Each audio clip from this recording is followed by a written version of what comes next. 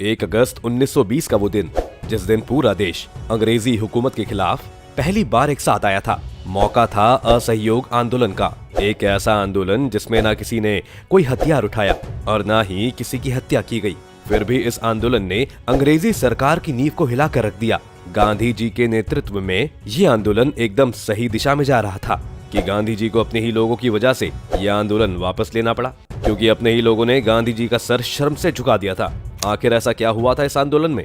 क्यों इतने सफल चल रहे आंदोलन को गांधी जी को बीच में ही वापस लेना पड़ा? क्या था ये आंदोलन? चलिए दोस्तों, जानते हैं आज विस्तार में इस आंदोलन के बारे में। क्या था असहयोग आंदोलन? 1 अगस्त 1920 को शुरू किया गया ये आंदोलन बहुत ही बड़े पैमाने पर हुआ था। ये आंदोलन महात्मा गांधी के देखरेख में चलाए जाने वाला पहला जन आंदोलन था। ये अंग्रेजों द्वारा प्रस्तावित अन्यायपूर्ण कानूनों और कार्यों के विरोध में पूरे देश में चला एक अहिंसक आंदोलन था। इसे अंग्रेजी सरकार को सबक सिखाने के लिए चलाया गया था। ये आंदोलन वैसे तो 1 अगस्त 1920 को शुरू हुआ था, लेकिन बाद में इस आंदोलन का प्रस्ताव कांग्रेस के कलकत्ता अधिवेशन यानी कि सेशन में 4 सितंबर 1920 को पारित हुआ, जिसके बाद कांग्रेस ने इसे अपने औपचारिक आंदोलन के रूप में एक्सेप्ट कर लिया। उन दिनों में हर भारतीय का एक ही सपना था और वो था आजादी पाना।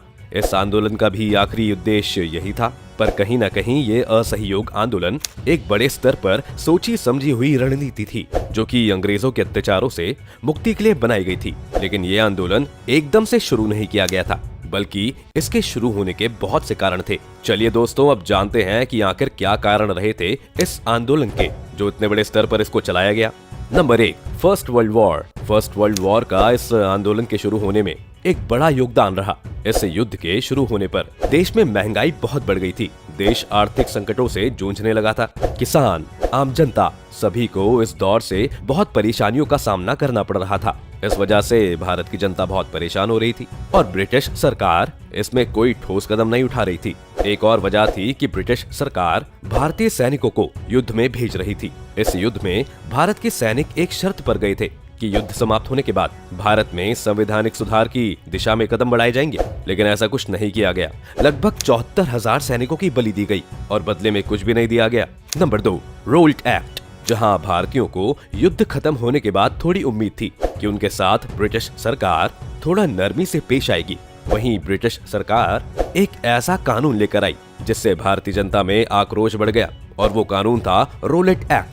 ब्रिटिश सरकार के अध्यक्ष सर सिडनी रोलेट की सेडिशन समिति ने रोलेट एक्ट का कानून बनाया था।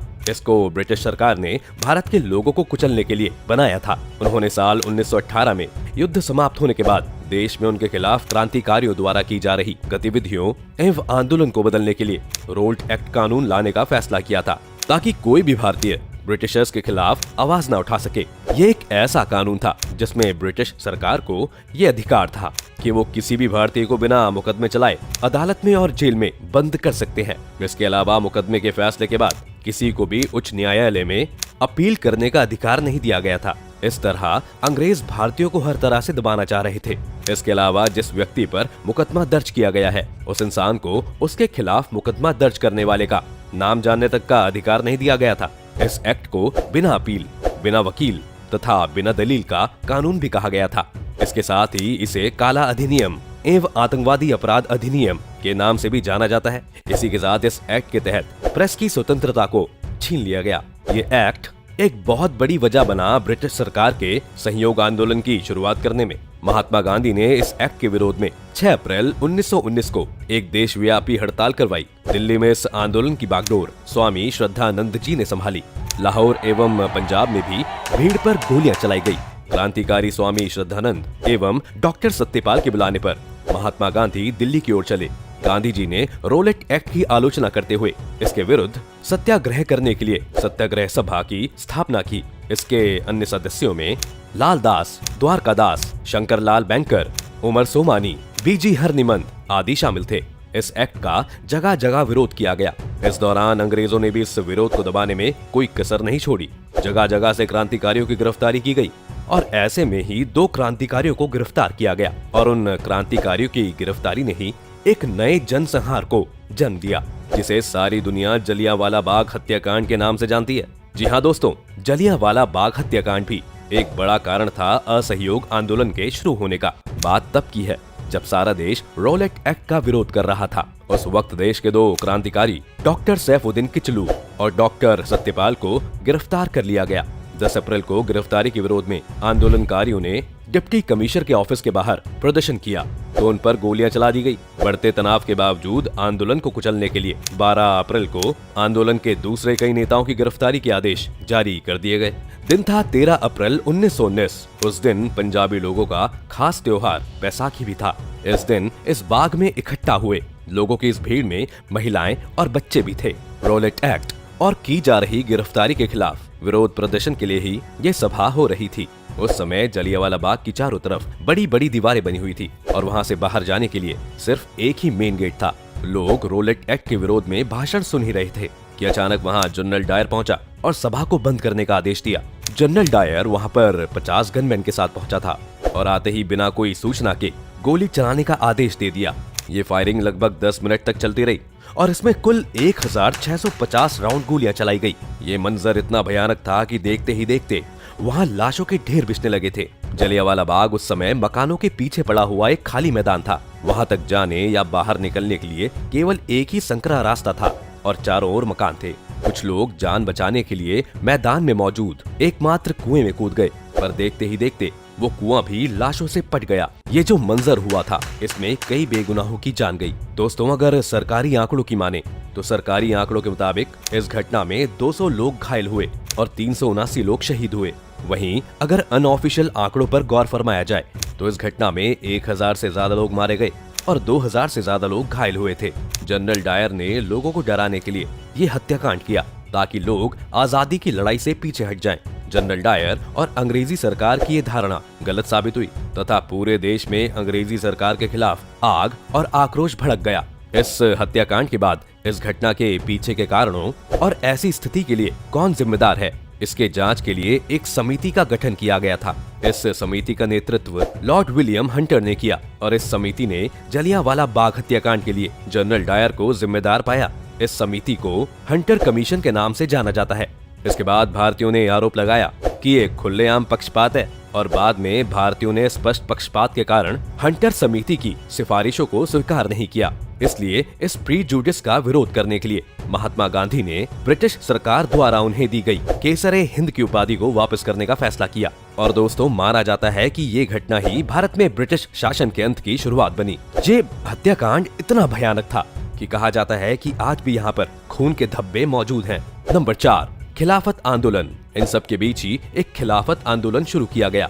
इस आंदोलन की असली जड़ प्रथम विश्व युद्ध था। दरअसल उन दिनों टर्की मुसलमानों का धार्मिक स्थल माना जाता था। भारत सहित विश्व भर के मुसलमान तुर्की के सुल्तान को अपना आध्यात्मिक नेता खलीफा मानते थे। भारतीय मुसलमानों ने प्रथम विश्व युद्ध के दौरान इस विश्वास के साथ ब्रिटिश सरकार का समर्थन किया कि तुर्की साम्राज्य के पवित्र स्थान खलीफा को दे दिया जाएगा। प्रथम विश्व युद्ध के बाद तुर्क साम्राज्य विभाजित हो गया और तुर्की को अलग कर दिया गया तथा खलीफा को सत्ता से हटा दिया गया था। इससे मुसलमान नाराज हो गए तथा इसे खलीफा का अपमान माना। प्रथम विश्व युद्ध में जब टर्की को अंग्रेजों ने हराया था, मौलाना मोहम्मद अली और मौलाना शौकत अली, मौलाना आजाद, हकीम अजमल खान और हसरत मोहानी के नेतृत्व में खिलाफत आंदोलन के रूप में एक समिति का गठन किया गया था, जिसे खिलाफत समिति नाम दिया गया। हिंदू और मुसलमान ने मिलकर अंग्रेजी हुकूमत के खिलाफ चलाया था। इस आंदोलन ने हिंदू और मुसलमानों में एकता को बढ़ाने का भी काम किया। इस आंदोलन को खिलाफत नाम दिया गया। बाद में महात्मा गांधी के इस आंदोलन से जुड़ने के बाद ही इस आंदोलन को असहयोग आंदोलन कहा गया और इन्हीं सब के बीच शुरू हुआ असहयोग आंदोलन, जो कि देश में बहुत बड़े स्तर पर किया गया था। असहयोग आंदोलन की विशेषताएं। इस आंदोलन की सबसे बड़ी विशेषता ये थी कि इस आंदोलन में किसी तरह की कोई हिंसा नहीं थी। ये आंदोलन केवल अंग्रेजों की करतूतों के खिलाफ लड़ने के लिए और आजादी पाने के उद्देश्य से किया गया था। इस आंदोलन में जो लोग भारत से उपनिवेशवाद यानी कि कॉलोनियलिज्म को खत्म करना चाहते थे, उनसे आग्रह किया गया था कि वे स्कूल, कॉलेजों और न्यायालय न जाएं। लोगों को कहा गया था कि वो कर यानी कि टैक्स ना चुकाएं। उस दौरान लोगों ने गांधी जी और क्रांतिकारियों की बातों को सुना भी। इस आंदोलन के दौरान स्टूडेंट्स ने सरकारी स्कूलों और कॉलेजों में जाना बंद कर दिया था। वकीलों ने अदालत में जाने से मना कर दिया, जबकि कई कस्बों और नगरों में श्रमिक और मजदूर हड़ताल पर चले गए। लोगों ने ब्रिटिश सामान खरीदने से इनकार कर दिया और हैंडक्राफ्टेड गुड्स के इस्तेमाल को एनकरेज किया गया। असहयोग के कार्यक्रम में ब्रिटिश उपाधियों और सम्मानों का बहिष्कार, ब्रिटिश न्यायालयों, विधायकों तथा शैक्षणिक स्थानों का बहिष्कार के साथ ही विदेशी वस्तुओं का बहिष्कार भी शामिल था। लोगों द्वारा विदेशी कपड़ों को सार्वजनिक रूप से जलाया गया। बहिष्कार ने विदेशी वस्तुओं के उपयोग को बढ़ावा दिया। विशेष रूप से हाथ की कताई और हाथ से बने हुए खादी वस्तुओं के उपयोग को बढ़ावा दिया गया और खादी वस्त्रों के उपयोग को बढ़ावा दिया गया। छुआछूत को दूर करने तथा हिंदू मुस्लिम एकता को बढ़ावा देने हेतु प्रयास किए गए। मादक पेय पदार्थ यानी कि अल्कोहलिक बेवरेजेस का बहिष्कार किया गया। शहरों से लेकर गांव में इस आंदोलन का असर दिखाई देने लगा और सन 1857 के स्वतंत्रता संग्राम के बाद असहयोग आंदोलन से पहली बार अंग्रेजी राज की नींव हिल गई। दोस्तों, इस आंदोलन में पूरे देश ने सहयोग किया था, लेकिन फिर भी कुछ नेता ऐसे भी थे जिन्होंने खुलेआम ब्रिटिश हुकूमत के खिलाफ आवाज उठाई थी। चलिए आपको बताते हैं कि कौन कौन से नेता ने इस आंदोलन में खुलेआम ब्रिटिश सरकार का असहयोग किया। इस आंदोलन में राजेंद्र प्रसाद, सरदार वल्लभ भाई पटेल, एम.एन. रॉय, देवी बसंती, जितेंद्र बनर्जी, सुभाष चंद्र बोस, मौलाना मोहम्मद अली, लाला लाजपत राय जैसे कुछ नेता थे जिन्होंने इस आंदोलन में सक्रिय रूप से भाग लिया।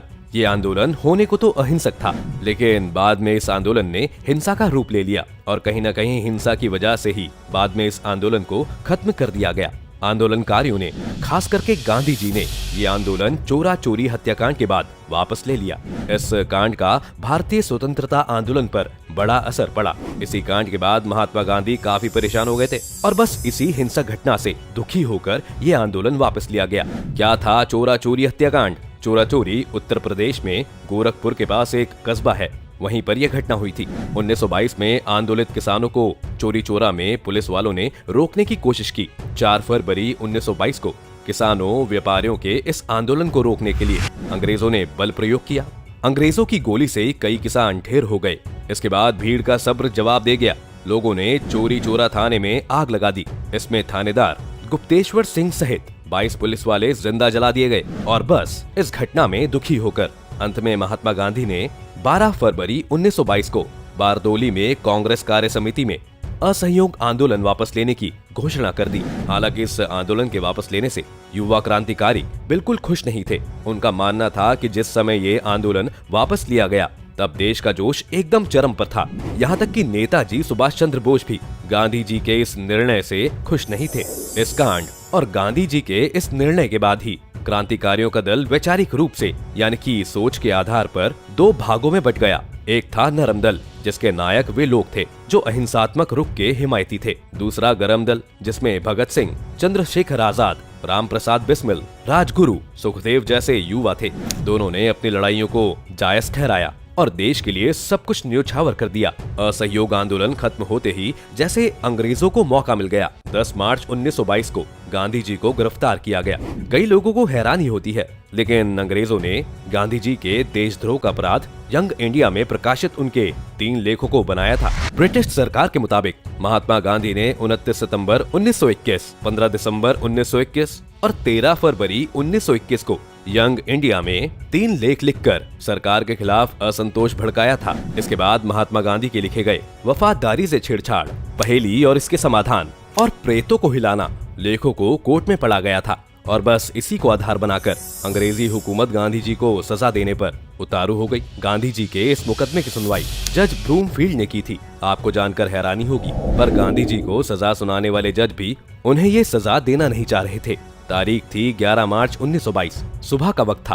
अहमदाबाद के सर्किट हाउस में जस्टिस सीएम ब्रूमफील्ड की अदालत में ऐसा नजारा था जिसको शायद ही किसी ने ऐसा सोचा होगा। कटघरे में खड़े थे महात्मा गांधी और सामने जज मुकदमे में क्रॉस एग्जामिनेशन शुरू होने का इंतजार कर रहे थे। जस्टिस ब्रूमफील्ड ने गांधी जी से पूछा कि क्या वो अपना गुनाह कबूल करते हैं या वकालत करने का दावा करते हैं।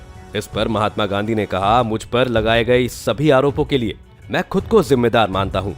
मैं कोर्ट से छिपाना नहीं चाहता हूँ कि सरकार की मौजूदा प्रणाली के खिलाफ असंतोष का प्रचार करना मेरे लिए एक जुनून बन गया है। ये मेरी एक ड्यूटी है जिसे मुझे निभाना होगा। मैं बम्बई, मद्रास और चोरी चोरा की घटनाओं को लेकर लगाए गए आरोपों को स्वीकार करता हूँ। लिहाजा एक जज के रूप में आपके लिए केवल एक रास्ता खुला है कि या तो आप पद से इस्तीफा दे दें या मुझे गंभीर सजा दें।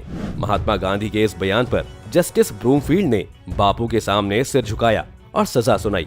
सजा सुनाते हुए उन्होंने कहा कि इस मामले में एक जस्टिफाइड सजा सुनाना बहुत मुश्किल है। मैंने अब तक जितने भी लोगों के खिलाफ सुनवाई की है या भविष्य में सुनवाई करूंगा, आप उनमें से सबसे अलग व्यक्ति हैं। आपसे राजनीतिक मतभेद रखने वाले लोग भी आपको संत के तौर पर मानते हैं। इसके बाद उन्होंने बापू को 6 साल की सजा सुनाई और फिर झुकते हुए ये भी कहा, अगर सरकार इस सजा को कम कर दे तो मुझसे ज्यादा खुश कोई नहीं होगा। और इस तरह ये महात्मा गांधी द्वारा शुरू किए गए असहयोग आंदोलन का आखिरी पड़ाव था। लेकिन दोस्तों, ये बात सच है कि अगर चोरी चोरा हत्याकांड नहीं हुआ होता तो देश में असहयोग आंदोलन की सफलता की कहानी आज कुछ और होती। कुछ इतिहासकारों के मुताबिक असहयोग आंदोलन उस वक्त जीत की कगार पर पहुंच गया था, लेकिन चोरी चोरा घटना के बाद उसको गांधी जी ने वापस ले लिया क्योंकि उन्हें लगा कि ये भटक रहा है। कई लोग ये भी कहते हैं कि साल 1922 में यह आंदोलन इतना तेज था कि अंग्रेजों पर दबाव पड़ता और हमें तभी आजादी मिल जाती। दोस्तों, इस आंदोलन से देश आजाद तो नहीं हुआ, लेकिन ये कहना भी गलत नहीं है कि ये आंदोलन पूरी तरह से असफल हो गया था। चलिए अब आपको बताते हैं कि इस आंदोलन के देश में क्या प्रभाव पड़े थे। इस आंदोलन ने लोगों में ब्रिटिश विरोध भावना विकसित की, जिसके कारण लोग ब्रिटिश शासन और नेताओं से छुटकारा पाने की कोशिश कर रहे थे। जब खिलाफत आंदोलन को असहयोग आंदोलन में मिला दिया गया तो इससे हिंदुओं और मुसलमानों में एकता आई। इस आंदोलन से ब्रिटिश वस्तुओं का बहिष्कार और खादी उत्पादों का प्रचार बढ़ा, जिससे भारत के लोगों को काम मिला। ये पहला आंदोलन था जिसमें बड़े पैमाने पर लोगों ने भाग लिया। इस आंदोलन से देश में एकता बढ़ी और हर तरह के लोग सब भेदभाव मिटाकर एक साथ आए। दोस्तों, ये था असहयोग आंदोलन। क्या लगता है आपको कि अगर उस वक्त गांधी जी ने वो आंदोलन वापस नहीं लिया होता तो क्या हमारे देश के हालात आज अलग होते? हमें हमारे कमेंट सेक्शन में जरूर बताइएगा। अगर आपको ये वीडियो पसंद आई हो तो इसको लाइक और शेयर जरूर करें। साथ ही अगर आप चैनल पर नए हैं तो इसको सब्सक्राइब करना और बेल आइकन दबाना ना भूलें।